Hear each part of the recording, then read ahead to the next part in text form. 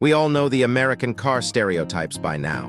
Blue-collar dudes driving huge diesel trucks, Tesla fanboys who won't shut up, and wannabe gangsters in a stolen Charger doing donuts for no reason. But what about Europe?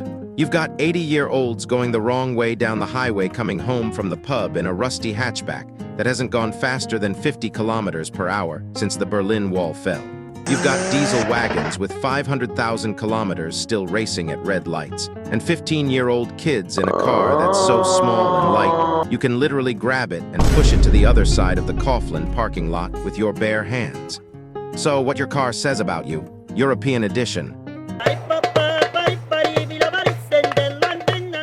In the Balkans, speed limits are more like suggestions. Road rules are optional, and the horn, that's not for emergencies.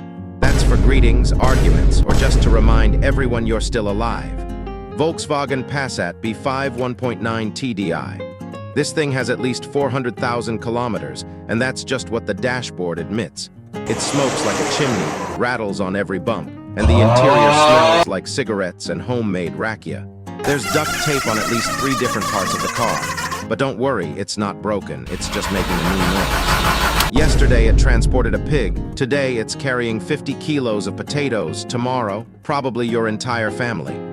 Then there's the BMW E36 or E39. Lowered suspension, tinted windows, and M badges on things BMW never made. This guy is the local boss. Full tracksuit, sunglasses at night, one hand on the wheel, the other is for showing loving gestures to other drivers. If you ask him what he does for a living, he just says, business. No one knows what that means, and no one asks twice. He drives 150 in a 60, flashes everyone, and genuinely believes the road belongs to him. Then, of course, the Mercedes, W124 or W210, usually black. Sometimes it still has a taxi sign, even though it hasn't been a taxi in 15 years. This is the patriarch, drinking a coffee or something a little stronger, driving like he's been doing this since before you were born. He has. This car has 2 gears working, maybe, but it will still go from Germany to Albania without stopping. Fully loaded. Trunk, roof, back seats, everything. Then you've got the Yugo. Small, loud, and constantly on the edge of giving up. It's either driven by a nostalgic grandpa or a student who has exactly 0 money. Every drive feels like a risk, but somehow it keeps going. You can fit 5 people, 3 chickens, and if you really try, probably a tractor engine in the back. Now the last Balkan vehicle, the Audi A4 B5, always silver, always slightly suspicious. Wheels from a completely different car, and at least one panel is a different shade. Owned by a guy who knows a guy for everything. Cheap parts, quick fixes, no questions asked.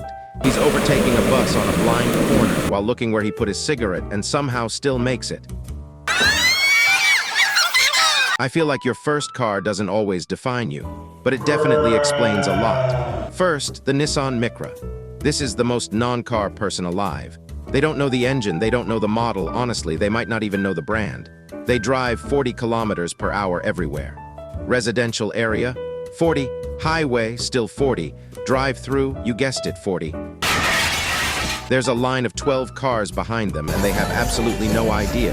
Then you've got the Golf. MK4, MK5, usually a 1.4 or a 1.9 TDI. Found at Tesco or Kaufland at 2 a.m. vaping with 4 mates, blasting bass so loud the trunk is shaking. Matte black wrap, VAG stickers everywhere, and somehow they think they can drift a front-wheel drive 1.4. They can't, but they will try.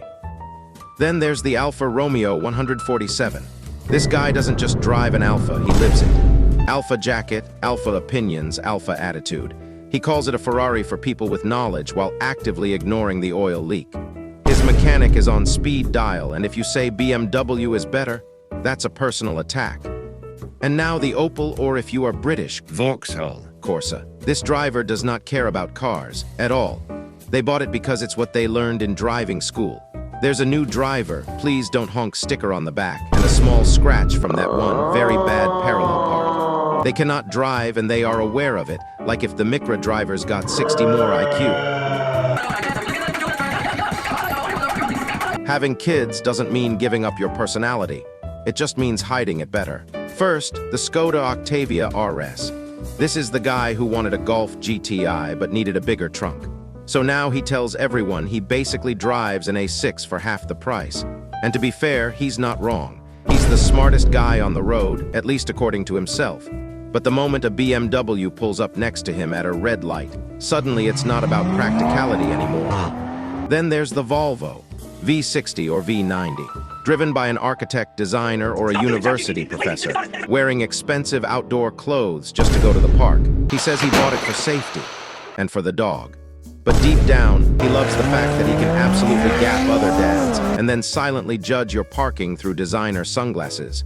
Now the new Passat, the ultimate background character, silver or gray always, the owner probably works in insurance, drives exactly the speed limit, not 1 kilometer more, has a spreadsheet for fuel consumption, and at least once a week tries to unlock the wrong Passat in an IKEA parking lot. Basically, the European Camry. And finally, the Dacia jogger. This guy thinks everyone else is wasting money.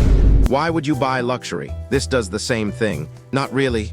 Well, not for everyone. It looks like a soda can but fits 7 people, costs less than a used Vespa, and the inside permanently smells like wet dog and spilled juice, but he genuinely does not care. Some people in Europe are actively living in the Mario Kart universe, collecting coins, taking risks, and somehow never crashing.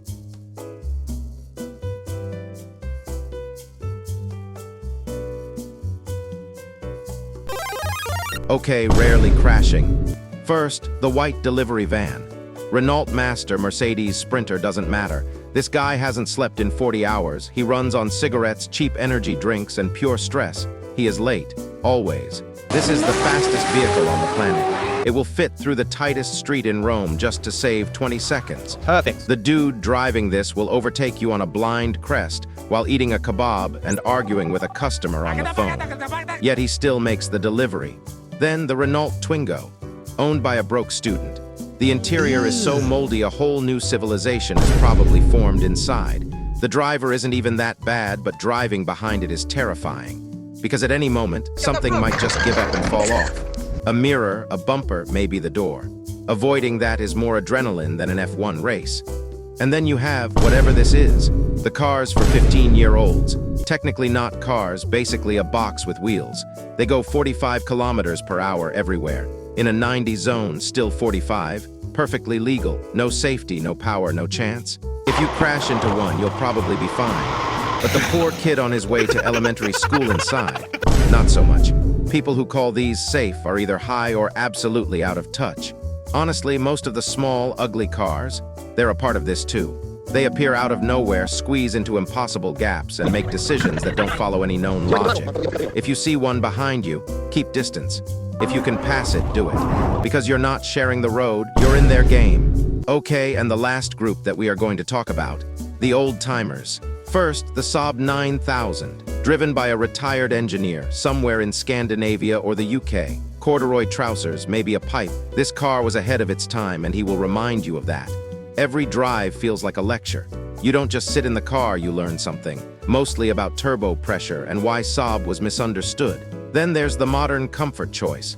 Mercedes B-Class or BMW 2 Series Active Tourer. Bought for one reason, easy to get in and out. He will tell you it's a luxury car, even though it looks like a very expensive toaster. Always parked slightly wrong, one wheel on the curb because depth perception isn't what it used to be. But hey, it's comfortable.